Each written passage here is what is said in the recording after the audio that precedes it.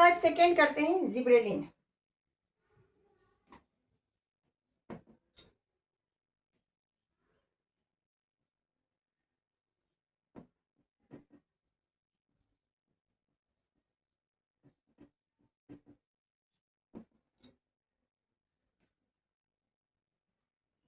Gibberellin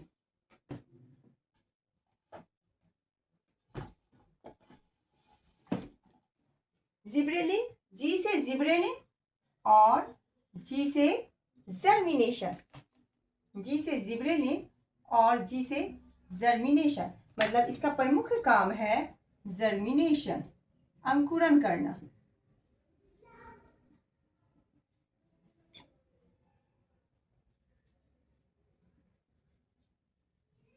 मैंने पिछले class में भी बताया था शॉर्टकट में कि जिब्रेलिन का मुख्य काम होता है अंकुरन करना। ऐसे तो इसका बहुत सारा काम है, लेकिन जब पूछा जाएगा कि प्रमुख काम, तो इसका प्रमुख काम यानी कि मुख्य काम में आ जाता है ये अंकुरन करना।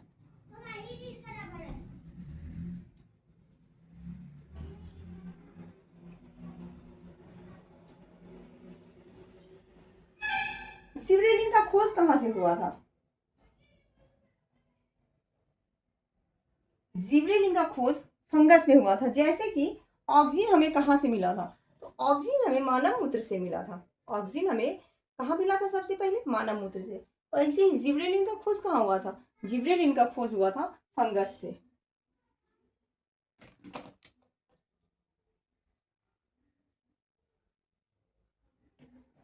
खोज कहाँ हुआ था? फंगस से किया गया था। ये ना लाल वाला उतना अच्छा नहीं है, फंगस यानी कि कवक से। तो जिब्रेलिन की खोज हुई थी फंगस से। जिब्रेलिन का मुख्य काम है जर्मिनेशन, जर्मिनेशन मतलब अंकुरन, जी से जिब्रेलिन, जी से जर्मिनेशन, इसका मुख्य काम है। और इनकी खोज हुई थी इसकी फंगस से। और इसका क्या क्या चीज उपयोग है, और इससे क्या करता है? फूल फूल खिलाना यानी फ्लावरिंग में इसका उपयोग है, फ्लावरिंग में। ये कोई ज्यादा ये वाली नहीं है, इसको फ्लावरिंग यानी कि फूल खिलाने में मदद करता है जिब्रेलिन।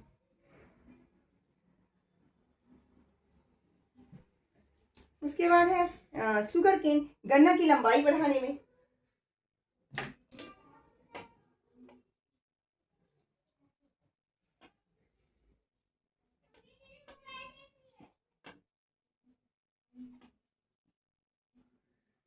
गन्ने की लंबाई। उसके बाद है फ्रूट्स शेप, फ्रूट्स का शेप देने में।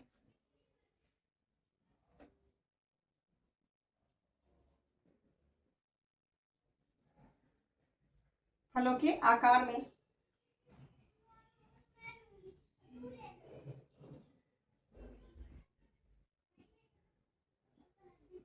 फलों को आकार देने में।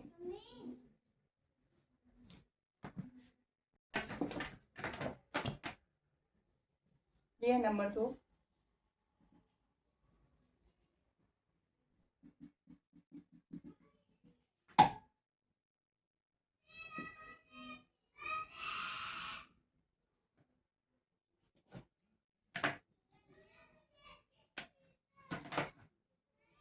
ये थोड़ा सा बड़ा, फिर नंबर 3।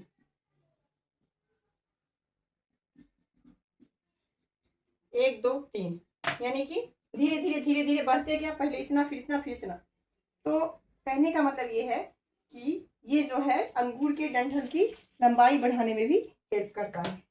ठीक है। फलों को, एक और बात, फलों को लंबे समय तक पेड़ में छोड़े जा सकते हैं किसकी सहायता से? मान लीजिए, मान लीजिए कि पेड़ में अगर एक ही बार फल पक जाए, तो किसान जो है हमारे यहाँ जो फल लगाते हैं, उनको एक ही बार में तोड़ के मार्केट में बेचना पड़ेगा। और क्या पता उस समय मार्केट मंदी हो, सही ना हो, तो उनका तो नुकसान हो जाएगा। लेकिन अगर वो चाहते हैं कि मेरा फल एक बार में ना पके, उसको मतलब रोक के रखा जा सके, थोड़ा थोड़ा पकते जाए, थोड़ा थोड़ा ले लेके वो बेचते जाए, तो इससे उनका मुनाफा होगा। तो ये किसकी सहायता से हो सकता है? उसमें ये जिब्रेलिन हेल्प करता है कि पेड़ को लंबे समय, फल को लंबे समय तक पेड़ में पकने से रोका जा सके। मतलब फलों को लंबे समय तक पेड़ में छोड़े जा सकते हैं। किसकी सहायता से? जिब्रेलिन की सहायता से। मतलब ये फल को पकने से रोकता है। ये क्या करता है पता है? एक और एक्स्ट्रा लिख देती हूँ, फल को पकने से रोकता है।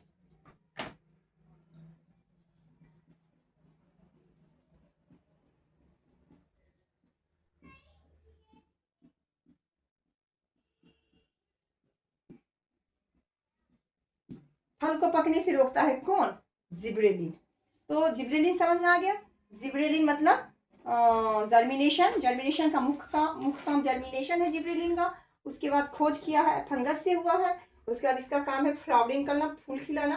फूल खिलाना मतलब ये कि उसका भी काम था ना फूल खिलाना, क्या बोलते हैं, ऑक्सिन का। सुगर केन गन्ने की लंबाई को बढ़ाता है ये। उसके बाद फ्रूट से फल के आकार देता है, और अंगूर के डंठल की लंबाई बढ़ाने में भी ये जिब्रेलिन मदद करता है। फल को पकने से रोकता है कौन? तो ये जिब्रेलिन, लंबे समय तक फल को पेड़ में रखा जा सके उसमें से हेल्प करता है ये जिब्रेलिन। अब नेक्स्ट है साइटोकाइनिन। नेक्स्ट है साइटोकाइनिन, नंबर 3।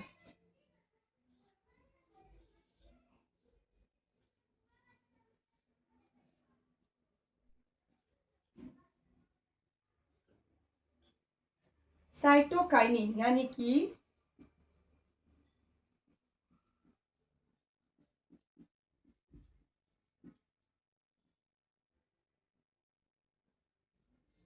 साइटोकाइनिन, साइटोकाइनिन मतलब क्या होता है पता है? 3C याद रखिए।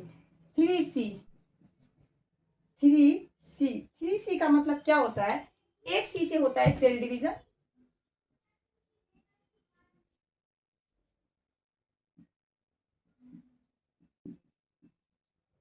सेल डिवीजन यानी कि विभाजन।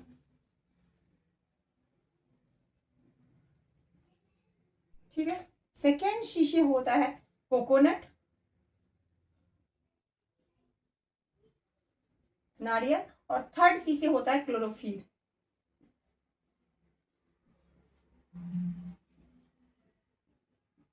क्लोरोफिल में हरे रंग का पिगमेंट होता है जो कि प्रकाश संश्लेषण में हेल्प करता है। साइटोकाइनिन से इसमें कोकोनट में क्या मौजूद होता है? अगर क्वेश्चन आ जाए कि कोकोनट में क्या क्या मौजूद होता है, तो कोकोनट में साइटोकाइनिन होते हैं। ठीक है। शीर्ष प्रमुखता में काबू रखने में मदद करता है, मतलब एपाइकल डोमिनेंस है। एपाइकल डोमिनेंस जो मैं बताई थी आपको, उस एपाइकल डोमिनेंस में को काबू करने में ये मदद करता है।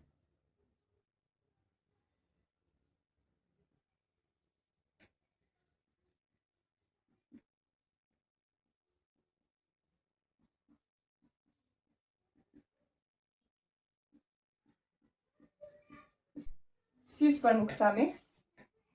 प्रमुखता को काबू करने में मदद करता है।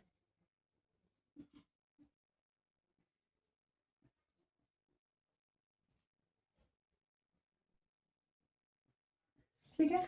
उसके बाद क्या है? हेरिंग फिश के स्पर्म से साइटोकाइनिन निकाला गया था। ये साइटोकाइनिन कहाँ से मिला था? ये साइटोकाइनिन मिला था हेरिंग फिश के स्पर्म से। साइटोकाइनिन कहाँ से मिला था?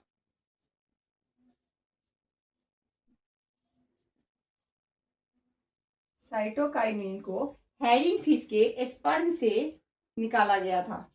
सबसे पहले देखा गया था इसको फिश के, हेरिंग फिश के स्पर्म में।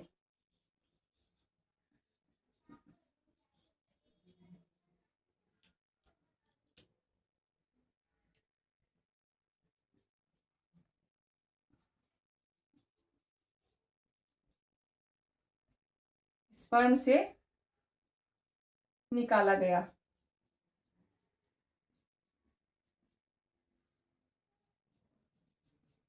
ठीक है। साइटोकाइनिन को कहां से निकाला गया? हेरिंग फिश के स्पर्म से निकाला गया। ओके, ये डन। नेक्स्ट पे कल हमने पढ़ाया था एब्सिसिक एसिड को हम बोलते हैं stress hormone. Stress hormone of plant किसको बोला जाता है? एब्सिसिक एसिड को।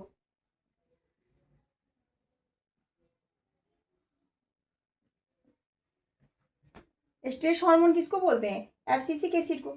उसके बाद ये कहाँ पे होता है? पानी में कमी, डिजर्ट प्लांट में। एब्सिसिक एसिड कहाँ होता है? पानी में कमी, यानी कि डिजर्ट प्लांट में पाया जाता है ये। डिजर्ट प्लांट किसको बोलते हैं? जहाँ पानी की कमी होती है।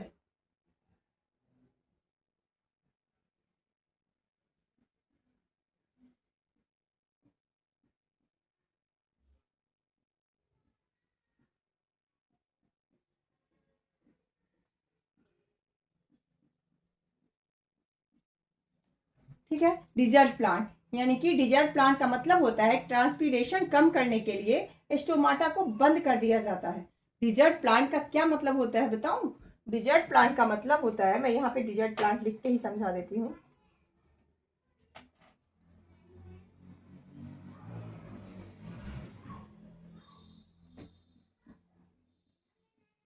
डिजर्ट प्लांट का मतलब ये होता है कि ट्रांसपीरेशन कम करने के लिए, ट्रांसपीरेशन यानी कि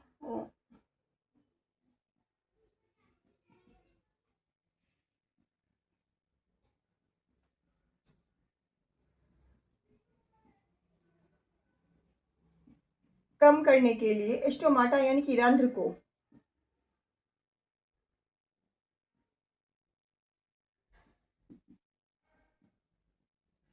को बंद कर दिया जाता है।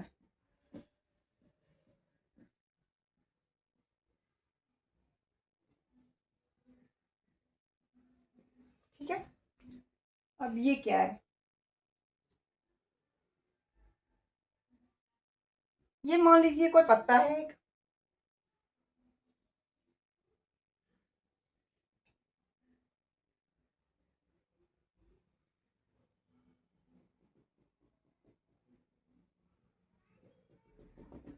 यहां से हो रहा है वाष्पोत्सर्जन की क्रिया।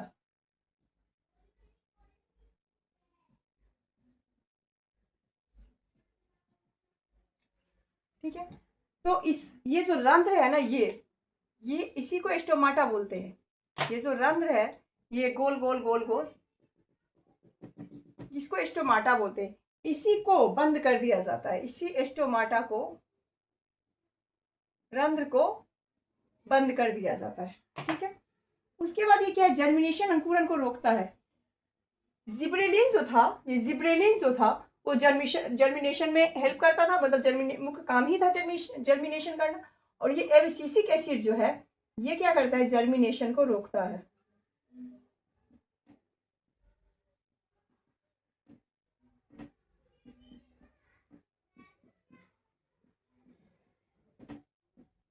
रोकता है। ठीक है। जर्मिनेशन को रोकता है, यानी कि ये क्या हो गया? एब्सिसिक एसिड जो है वो जिब्रेलिन का प्रतिरोधी है, यानी कि एगोनिस्ट है। यानी कि ये एब्सिसिक एसिड जो है, ये जो है एबीए, किसका प्रतिरोधी है? जिब्रेलिन की प्रतिरोधी है।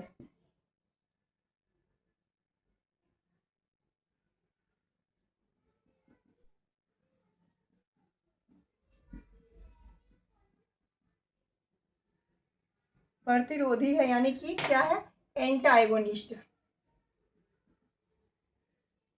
एंटाएगोनिस्ट क्या है ये?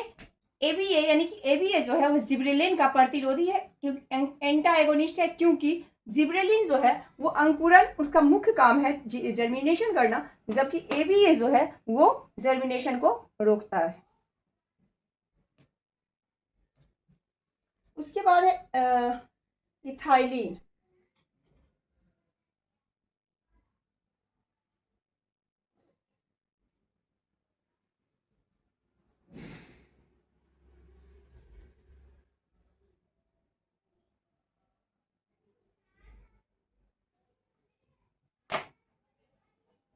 इथाइलिन नंबर 5, नंबर 4 है ना ये,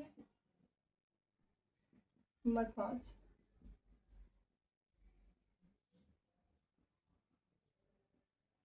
इथाइलिन, इथाइलिन का मुख्य काम होता है, इथाइलिन हार्मोन, इसका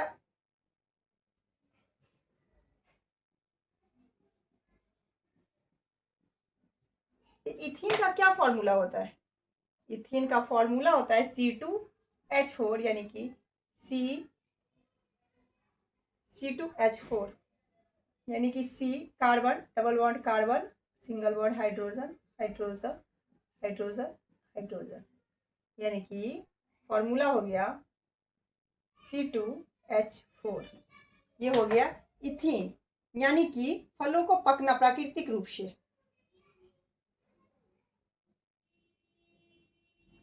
ये इथीन जो है ये फलों को पकाता है प्राकृतिक रूप से। ये जो है ये इससे फल पकते हैं प्राकृतिक रूप से।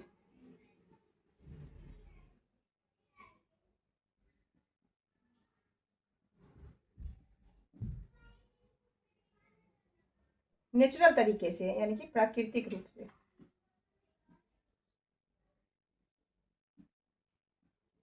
ठीक है, लेकिन एक कृत्रिम रूप से भी फल को पकाया जाता है, उसका देखिए। और कृत्रिम रूप से फल को पकाना,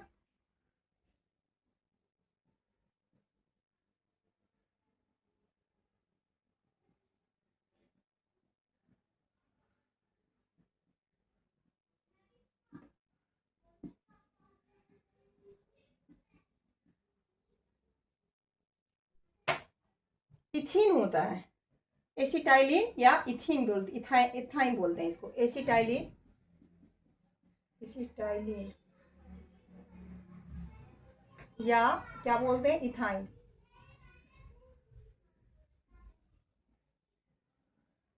ETHYN, इथाइन। यानी कि इसका फॉर्मूला होता है C2H2। ये कंफ्यूज मत होना, इथीन का होता है C2H4, एसिटिलाइन का होता है C2H4। इसमें डबल बॉन्ड है कार्बन का, इसमें हो जाएगा कार्बन का ट्रिपल बॉन्ड, यानी कि H hydrogen, carbon, triple bond carbon और सिंगल बॉन्ड हाइड्रोजन, यानी कि C2H2। ये क्या करता है, कृत्रिम रूप से फल को पकाता है। उसके बाद पौधों के रेस्पिरेटरी रेट को बढ़ा देता है। कौन? पौधों के रेस्पिरेटरी रेट को बढ़ा देता है, जिसके कारण फल पकता है। ये क्या करता है, ये पौधे के रेस्पिरेटरी रेट को बढ़ा देता है।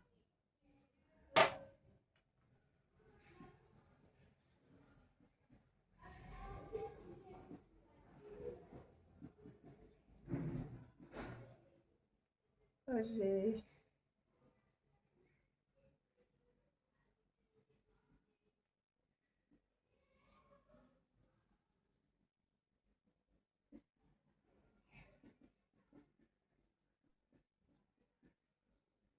बढ़ा देता है, जिसके कारण क्या होता है, फल पकता है।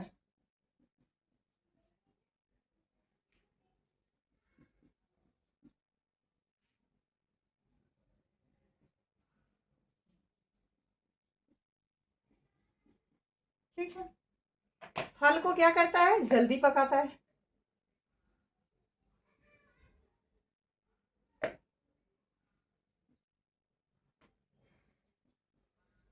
सब ये इथाइलिन में है।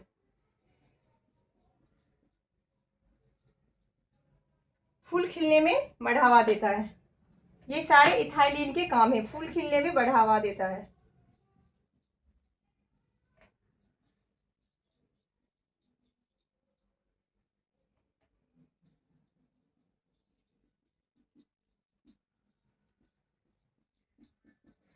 लास्ट में लिखने में थोड़ा गड़बड़ हो गया होगा गाइस, तो उसके लिए माफी चाहते हैं।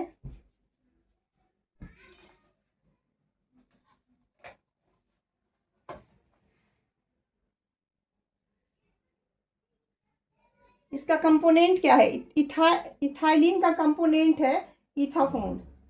इथाइलिन का कंपोनेंट है इथाफोन, इसका कंपोनेंट है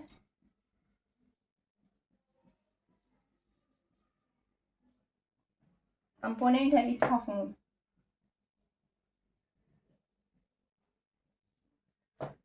फोन।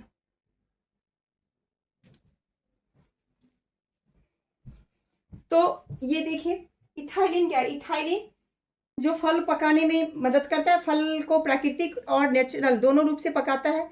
इसका दो कंपोनेंट है, इथीन और एसिटाइलिन। इथीन का सूत्र होता है C2H4, सी कार्बन के बीच डबल बॉन्ड है, जबकि एसिटाइलिन यानी कि इथाइन का होता है C2H2, कार्बन के बीच ट्रिपल बॉन्ड। पौधों की रेस्पिरेटरी रेट को बढ़ा देता है इथाइलिन, जिसके कारण क्या होता है, फल पकता है, और फल जिसके कारण जल्दी पक जाता है, और फूल खिलने में ये क्या करता है, बढ़ावा देता है। यानी कि प्लांट हॉर्मोन्स के 5 टाइप थे और पांचों टाइप कंप्लीट। आई होप कि आप सबको मेरा ये रिवीजन कहिए, प्रैक्टिस करिए, कहिए, जो भी कहिए, आपको अच्छा लगे और आपको भी आपके एग्जाम में बहुत ही हेल्प करे। आई होप कि आपको ये पसंद आई ये वीडियो। गाइस, वीडियो अगर पसंद आया हो तो लाइक शेयर सब्सक्राइब कीजिए और मेरे चैनल को सब्सक्राइब कीजिए, और यूं ही रोज़ मेरे वीडियो को देखिए। Bye bye, take care.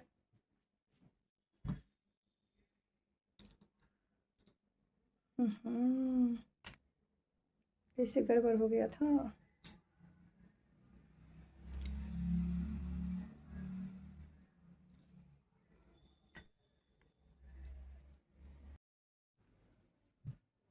Hello guys, welcome to my channel study with family blog. कैसे हो आप सब? आई होप कि आप सब अच्छे होंगे, स्वस्थ होंगे और मस्त होंगे। तो गाइस, कल हमने पढ़ लिया था टाइप ऑफ हार्मोन के, पांचों टाइप कंप्लीट हो चुके थे। जो उस दिन लाइट खत्म कट गई थी तो दिक्कत हुआ था, कल मैंने उसको मैनेज कर दिया है। आज हमारा नेक्स्ट टॉपिक है प्लांट मॉर्फोलॉजी। प्लांट मॉर्फोलॉजी तो देर किस बात की है, आइए मेरे साथ और साथ मिलकर रिविजन करते हैं, प्रैक्टिस करते हैं। Come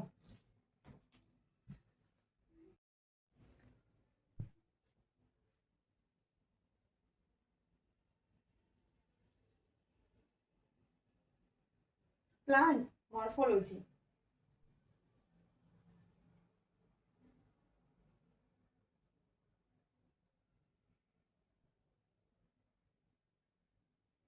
plant morphology, plant morphology यानी कि मॉर्फोलॉजी का मतलब होता है, मॉर्फोलॉजी का मतलब होता है आकार देना या आकार। प्लांट का मतलब होता है पौधा। यानी कि आज हम पढ़ेंगे पौधों का आकार, पादप आकार आज हम पढ़ेंगे। तो सबसे पहले ये देखिए, ये एक पौधा है गाइस, ये पौधा है। तो पौधे के इसके जमीन के नीचे वाले भाग को, जमीन के नीचे वाले भाग को रूट सिस्टम कहा जाता है और जमीन के ऊपर वाले भाग को शूट सिस्टम कहते हैं, यानी कि प्ररोह तंत्र। इसी पौधे में पत्ती होता है, फूल होता है, फल होता है, स्टीम होता है। ये इसको स्टीम है, ये फ्रूट्स है, ये लीफ है और ये फ्लावर है। तो आज हमें इस ये चैप्टर बहुत बड़ा होने वाला है, क्योंकि हमें उसका रूट सिस्टम पढ़ना है, shoot system, steam, fruit, leaf, सबको अलग अलग पार्ट में डिटेल में पढ़ना है। तो चलिए इसको समझते हैं। रूट सिस्टम, शूट सिस्टम, सबसे पहले समझते हैं कि प्लांट्स होते क्या है, प्लांट्स के कितने श्रेणी होते हैं, कितने भाग में बांटा गया है प्लांट्स। तो गाइस, प्लांट अपने हाइट के हिसाब से तीन श्रेणी, प्लांट्स हाइट के हिसाब से तीन तीन श्रेणी में डिवाइड होते हैं।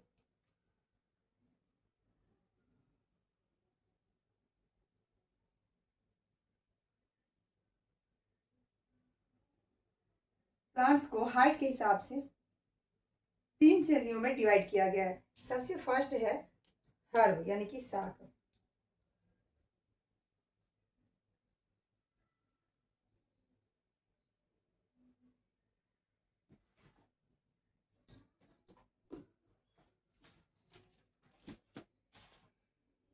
साग, उसके बाद है सर्व।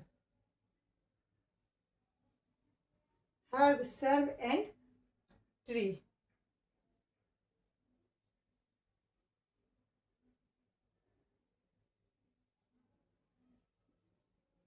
Sorry sorry,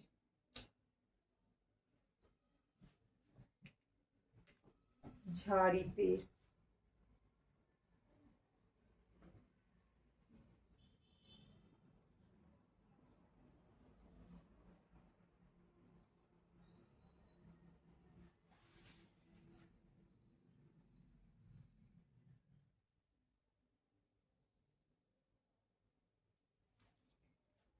herb, shrub and tree. लेकिन तीनों में अंतर क्या है हाइट के हिसाब से, ये देखिए। ये तो हाइट के हिसाब से हो गया हर्ब, सर्व एंड ट्री। लेकिन यहाँ सबसे ज्यादा अंतर क्या है, तो यहाँ सबसे बड़ा अंतर होता है स्टीम। स्टीम में यानी कि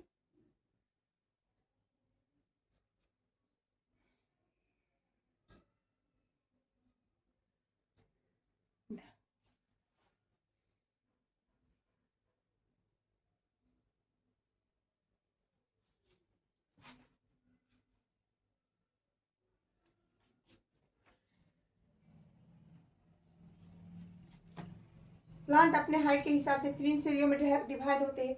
सबसे पहले होता है हर्ब। हर्ब जो कि सबसे छोटा होता है, उसके हर्ब को साग बोलते हैं। सर्व, सर्ज जिसको कि झाड़ी बोलते हैं, और ट्री जिसको कि पेड़ बोलते हैं। सबसे पहले इन सब में डिफरेंसेस क्या है? सबसे बड़ा डिफरेंसेस जो होता है वो एस्टीम का होता है, क्योंकि जब आप उसके एस्टीम देखेंगे ना, तो वो और डंठल जो है वो हरा दिखता है, जैसे धनिया पुदीना ये सब चीज़ का हम चटनी बनाते हैं, उसका डंठल जो है ना वो हरा दिखता है। तो इसका जो है, इसका स्टीम कैसा है? इसका स्टीम होता है कोमल और हरा।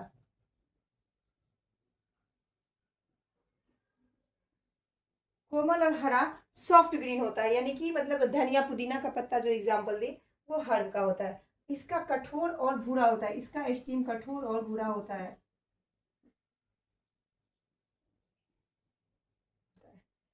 उसके बाद क्या अंतर है? पहला डिफरेंसेस है स्टीम, दूसरा डिफरेंसेस है ब्रांचेस, यानी कि शाखा।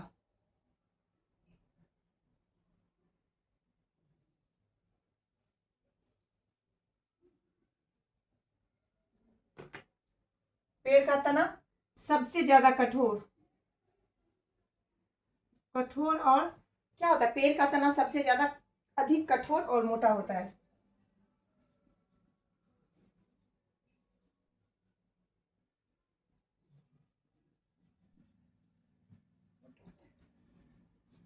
उसके बाद क्या अंतर है? ब्रांचेज, इसमें ब्रांचेज नहीं होती है, इसमें ब्रांचेज नहीं होती है। हर्ब में ब्रांचेस नहीं होते, सर्व में जो ब्रांचेस होते हैं नीचे की ओर होते हैं। ये जो ब्रांचेज हैं, ये शाखाएं हैं, ये ब्रांचेज हैं। ये देखिए नीचे की ओर है ना, सर्व में जो ब्रांचेज हैं वे नीचे की ओर होते हैं। इसके जो ब्रांचेज हैं आधार के पास होता है, यानी कि नीचे। ये है ब्रांचेज,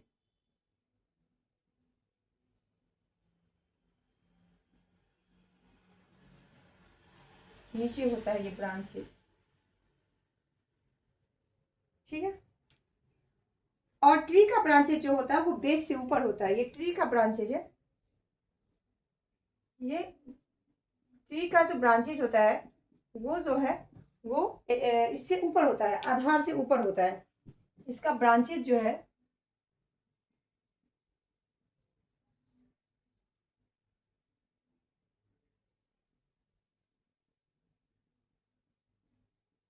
आधार से ऊपर है, ठीक है। इसका आधार से ऊपर होता है, यानी कि हर्ब सर्व ट्री। इसके अलावे भी होते हैं क्रीपर एंड क्लाइंबर। इसके अलावे भी दो होते हैं, एक होता है क्रीपर, दूसरा होता है क्लाइंबर। क्रीपर का मतलब जो होता है, यानी कि लता बोलते हैं उसको, जो लेट कर ग्रो करे, जैसे कि वाटरमेलन। क्रीपर का मतलब होता है जो लेट कर ग्रो करे, या और क्लाइंबर का मतलब है जो सहारा लेकर बढ़े, जैसे मनी प्लांट। इसके अलावा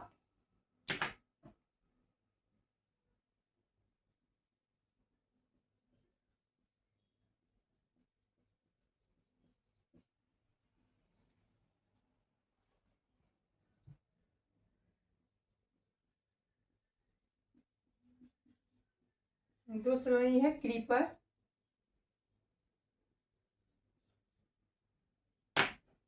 विसर्पी लता इसको बोलते हैं।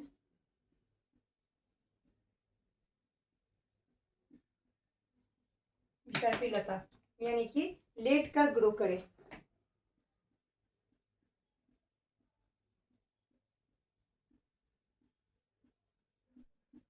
लेट कर ग्रो करे, कौन लेट कर ग्रो करता है? वाटरमेलन, ठीक है। उसके बाद है क्लाइंबर।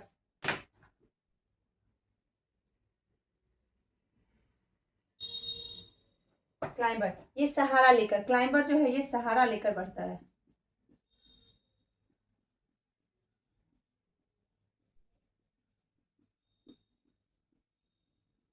जैसे कि मनी प्लांट, ठीक है।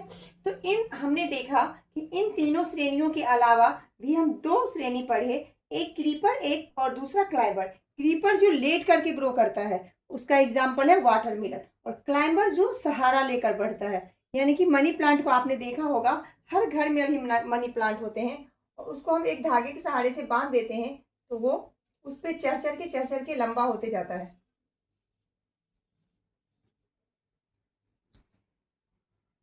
उसी धागे के सहारे से चढ़ चढ़ के वो क्या होता है, दीवार में खड़े मतलब सहारा लेकर वो ऊपर बढ़ते जाता है। तो वही क्रीपर और क्लाइंबर है। तो सबसे पहले हमने देखा प्लांट मॉर्फोलॉजी होता क्या है। प्लांट मॉर्फोलॉजी मतलब पौधों का आकार, यानी कि पौधे जो हैं उसमें रूट सिस्टम होते हैं, शूट सिस्टम होते हैं, फ्रूट्स और लीफ होते हैं, स्टीम होते हैं। तो जमीन के नीचे जो होते हैं सिस्टम उसको रूट सिस्टम बोलते हैं, जमीन से ऊपर वाले पार्ट को शूट सिस्टम यानी कि प्ररोह तंत्र बोलते हैं।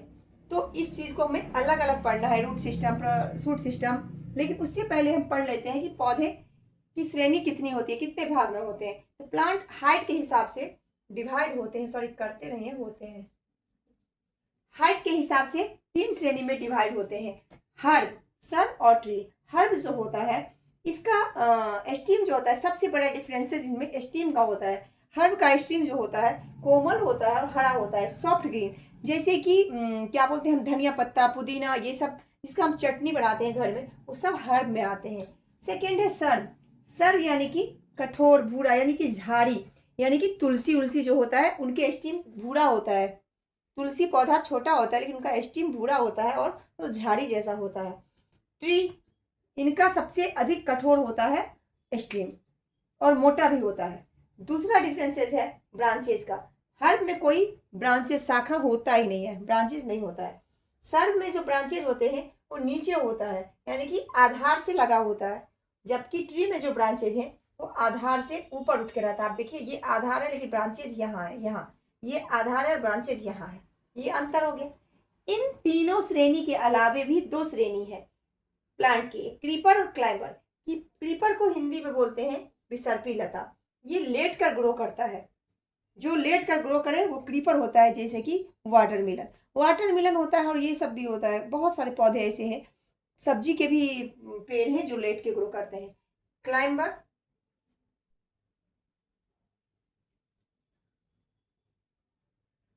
क्लाइंबर जो सहारा लेकर बढ़ता है, जैसे मनी प्लांट।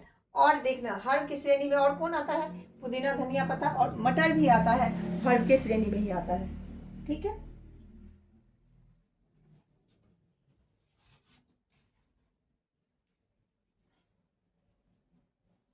अब हम लोग सबसे पहले रूट के बारे में बात करते हैं। रूट,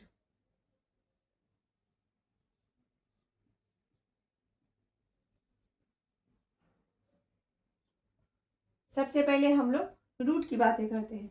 रूट में हमको क्या क्या देखना है, एब्जॉर्प्शन, H2O मिनरल्स, बेस आधार प्रदान करता है, खाद्य सामग्री का भंडारण करता है, ये पादप विकास नियम को का संश्लेषण करता है। रूट, रूट मतलब ये है, ये पौधा है, ये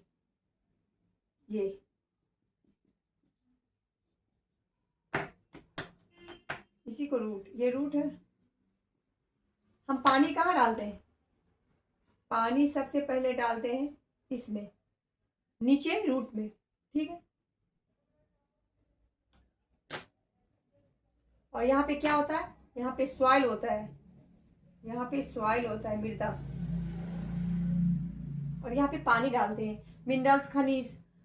तो क्या करता है, ये एब्जॉर्प्शन करता है, वाटर का एब्जॉर्प्शन करता है। रूट क्या करता है, वाटर का एब्जॉर्प्शन करता है।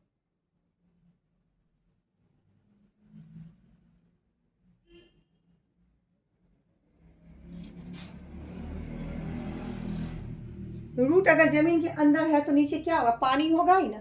कि जब भी हम पानी डालते हैं तो वहीं डालते, जमीन के नीचे डालते, मतलब रूट के नीचे डालते, नीचे जाता है ना पानी, वहां पे मिट्टी भी होगा। इसमें इसमें क्या होगा, पूरे मिनरल्स होंगे, खनिज लवण होंगे।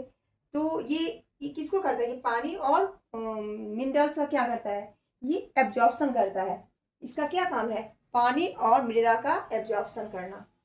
सबसे फर्स्ट काम है एब्जॉर्प्शन करना, किसका, सॉइल एंड वाटर का, यानी कि मिनरल्स, यानी कि ऐसा भी हो सकता है मिनरल्स एंड वाटर का।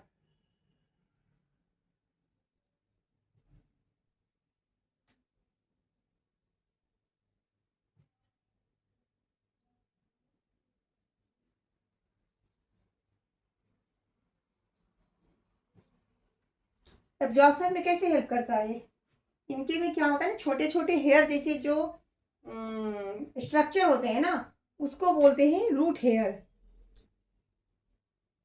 उसके बाद क्या है, बेस, आधार प्रदान करना, पौधे को आधार प्रदान करना। पौधे को आधार सपोर्ट देता है ना, पौधे को सपोर्ट कौन देता है, ये रूट, इसी के बल पे पौधे ऐसे खड़े होते हैं ना। तो इसका दूसरा काम हो गया, इसको बेस प्रदान करना, यानी कि आधार प्रदान करना पौधे को।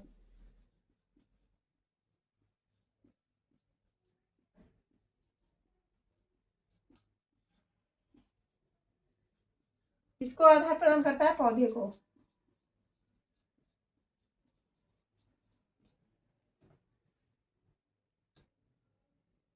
उसके बाद भोजन का भंडारण। भोजन का भंडारण कैसे करता है, हम बहुत सारी चीजें खाते हैं, किसी किसी का रूट रूट वाले पार्ट को खाते हैं, किसी किसी के स्टीम तने वाले पार्ट को खाते हैं। तो उस हिसाब से हम कह सकते हैं ना कि ये भोजन का भंडारण करता है, तभी तो हम उसके रूट वाले भाग को खाते हैं। तो हम आगे पढ़ेंगे कि उसके किस पौधे का हम रूट रूट वाले भाग को खाते हैं और किस पौधे का हम स्टीम वाले भाग खाते हैं।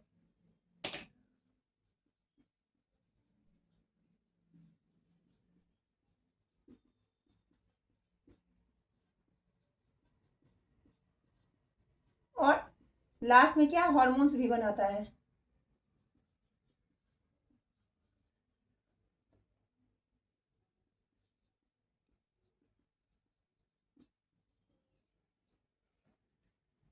सॉइल मिनरल्स वाटर का एब्जॉर्प्शन करके इसको क्या करता है, रूट, ये पौधे तक पहुंचाता है, इसको पौधे तक पहुंचाता है। लिख देती हूँ अच्छे से, नहीं तो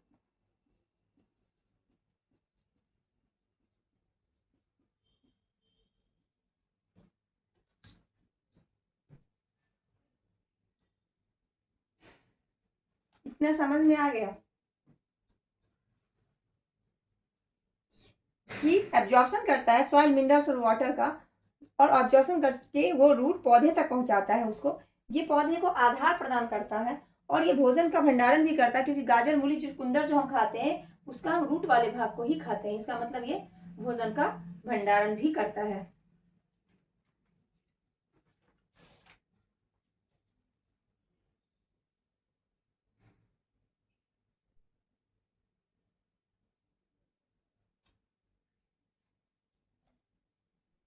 अब है कि रूट ग्रो कैसे होगा। रूट ग्रो कैसे होगा, क्योंकि वो तो जमीन के नीचे ही रहता है, तो जमीन के नीचे रहता है तो वो रूट वो ग्रो कैसे होगा।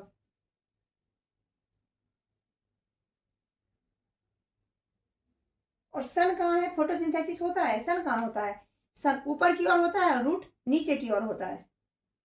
तो सन ऊपर की ओर, रूट नीचे की ओर, क्योंकि रूट हमेशा रहता है जमीन के अंदर।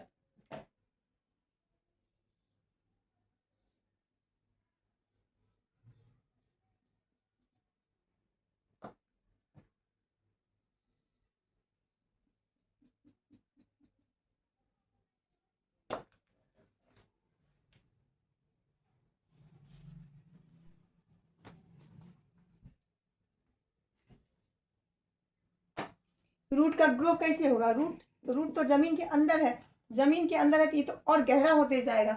इसका इसका ग्रो कैसे होगा, रूट नीचे, सन ऊपर, सन ऊपर, रूट नीचे, सन ऊपर, रूट नीचे, यानी कि ये एक दूसरे के विपरीत।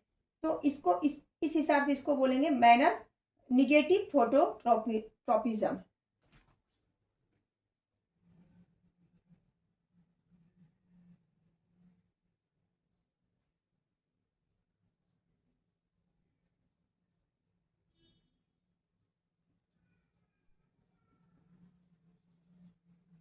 तो इसको बोलते हैं निगेटिव फोटोट्रिज्म।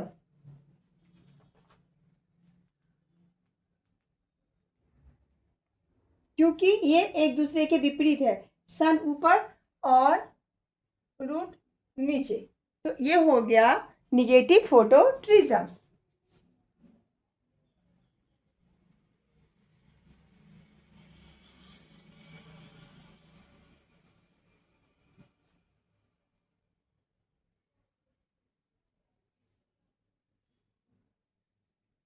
क्यों क्यों है निगेटिव फोटोट्रिज्म, क्योंकि ये लाइट के विरुद्ध बढ़ रहा है, ये लाइट के विरुद्ध बढ़ रहा है। इसको निगेटिव फोटोट्रिज्म यानी कि ऋण प्रकाशानुवर्ती कहते हैं, ऋण प्रकाशानुवर्ती। ये नेगेटिव फोटोट्रॉपिज्म है क्योंकि ये लाइट के विरुद्ध बढ़ रहा है।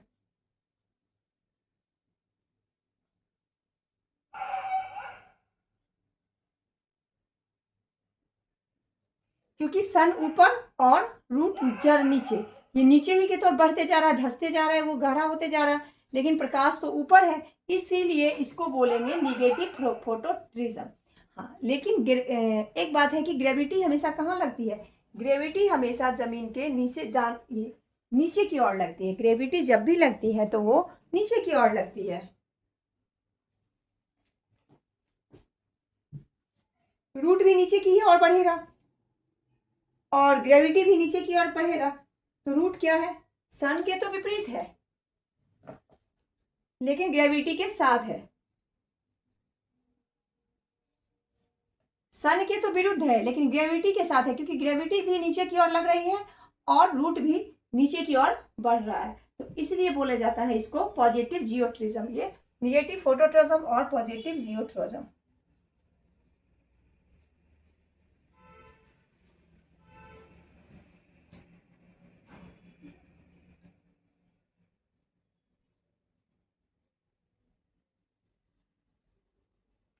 नीचे की पॉजिटिव जियोट्रोपिज्म, और क्योंकि ये ग्रेविटी नीचे की ओर लग रही है और रूट भी नीचे की ओर ही बढ़ रहा है, जबकि रूट नीचे की ओर बढ़ रहा है और सन ऊपर की ओर, यानी कि सन के विरुद्ध है, इसलिए हो गया निगेटिव फोटोट्रोपिज्म और ये हो गया पॉजिटिव जियोट्रोपिज्म।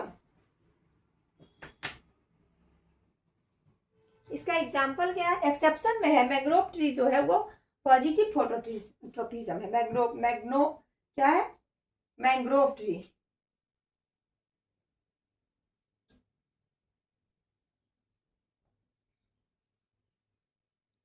मैंग्रोव ट्री जो है ना वो कहाँ पाए जाते हैं? दलदली क्षेत्र में पाए जाते हैं। तो मैंग्रोव ट्री एक्सेप्शन है, वो पॉजिटिव फोटोट्रोपिज्म है, यानी कि सूर्य भी ऊपर, जड़ भी ऊपर। मैं इसका मिटाती हूँ।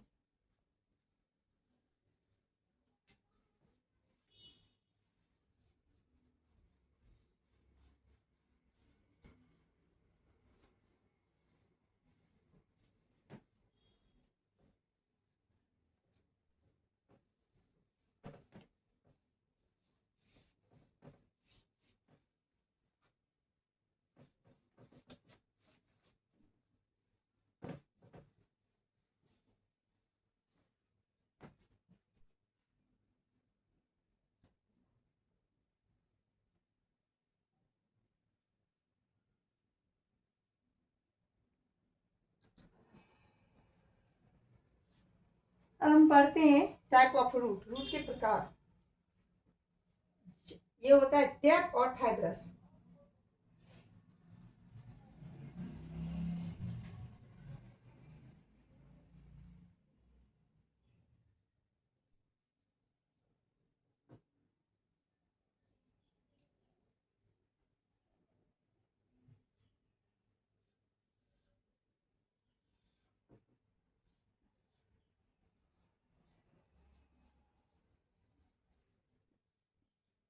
टैप रूट और फाइब्रस रूट।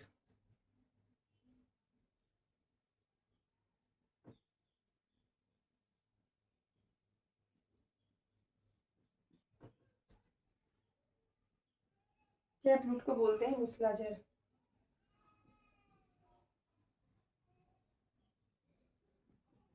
फाइब्रस रूट को बोलते हैं रेशेदार जड़।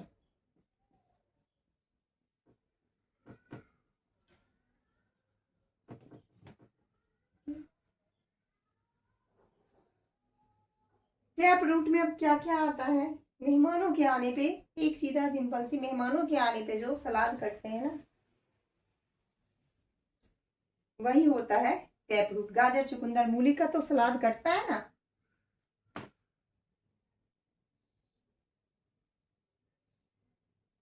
जिसके जो होते हैं ना, जिसके जो होते हैं रूट नीचे होते हैं,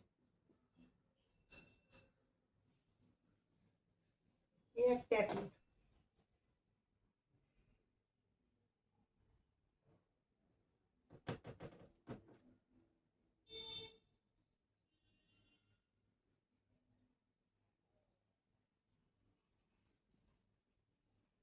गाजर, चुकंदर, मूली।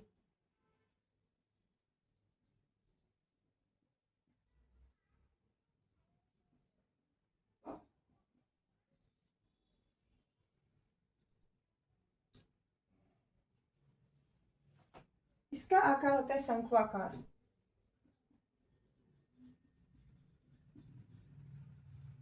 उसके बाद कुंभी रूप होता है इसका, चुकंदर का होता है कुंभी रूप, आकार है इसके, आकार है, इसको बोलते हैं तर्क रूप।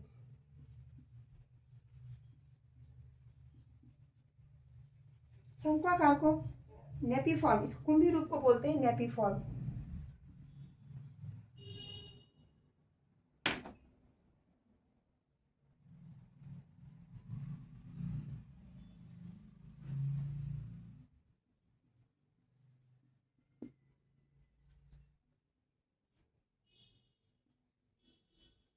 नेपिफॉर्म और फ्यूजिफॉर्म बोलते हैं, तर्क रूप को फ्यूजिफॉर्म बोलते हैं।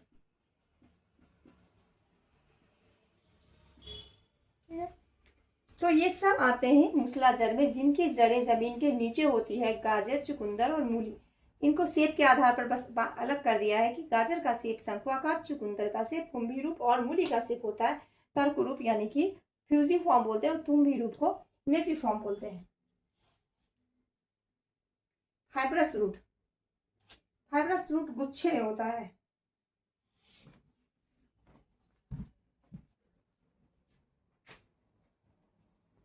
फाइब्रस रूट जो होते हैं ये गुच्छे में होते हैं।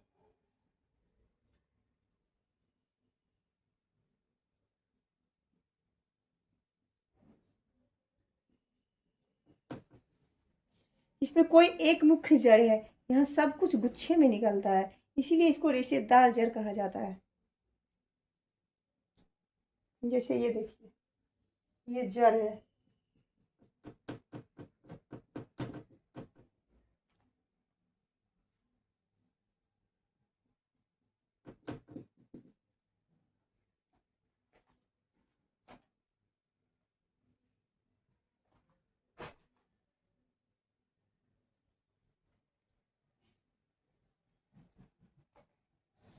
सबसे पहले स्वीट पोटैटो यानी कि ट्यूबरस रूट के अंदर आता है sweet potato.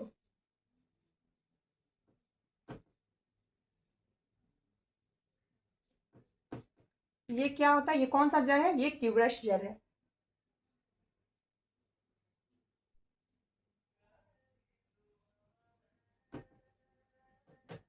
Sweet potato, tuberous, tuberous कंदील जड़ यानी कि शकरकंदी, इसको कंदील जड़ बोलते हैं।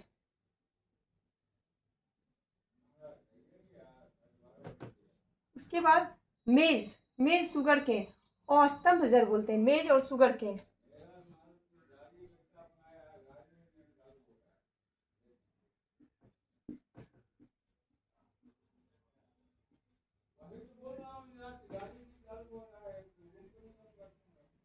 स्तंभ जड़ होता है ये।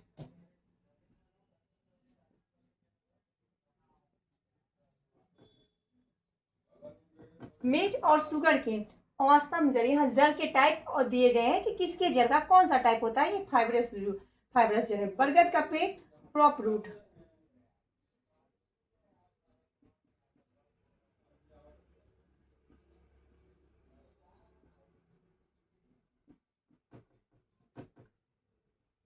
बरगद का पेड़ प्रॉप रूट।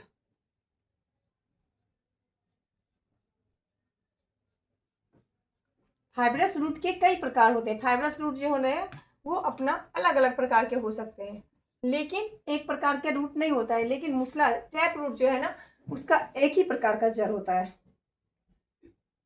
मनी प्लांट, अमरबेल परजीवी होते हैं।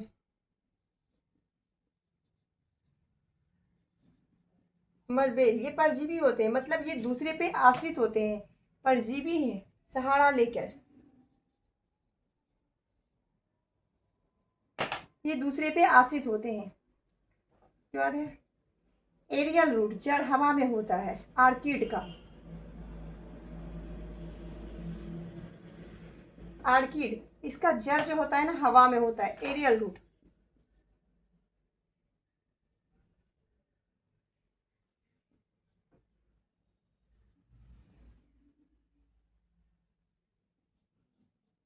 मतलब कि जड़ जो होता है ना हवा में होता है।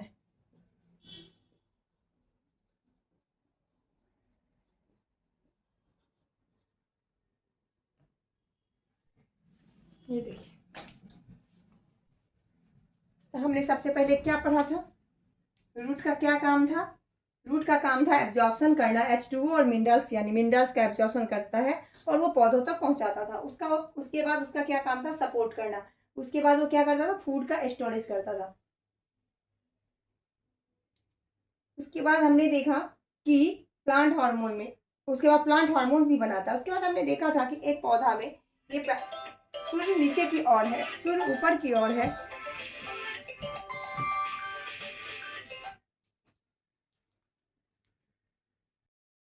तो गाइस, आज का हमारा ये प्लांट मॉर्फोलॉजी का ये खत्म नहीं हुआ है, मतलब अभी तो ये स्टार्ट हुआ है। ये बहुत बड़ा चैप्टर है। तो आज रूट तक हम पढ़े हैं, इसकी बहुत सारी चीजें भी है जो बचा हुआ है। स्टीम, लीफ, सारे चीज बचे हैं इसके। तो अभी इतना ही तक आज का ये, और मिलते हैं फिर किसी नेक्स्ट वीडियो में इसके नेक्स्ट टॉपिक के साथ। तब तक के लिए तब तक के लिए आप लोग को tata bye bye, Radhe Radhe. Rest कीजिए और फिर आइएगा। अगर हमारा ये वीडियो अच्छा लगे तो लाइक शेयर सब्सक्राइब करना ना भूलिएगा। Thank you so much.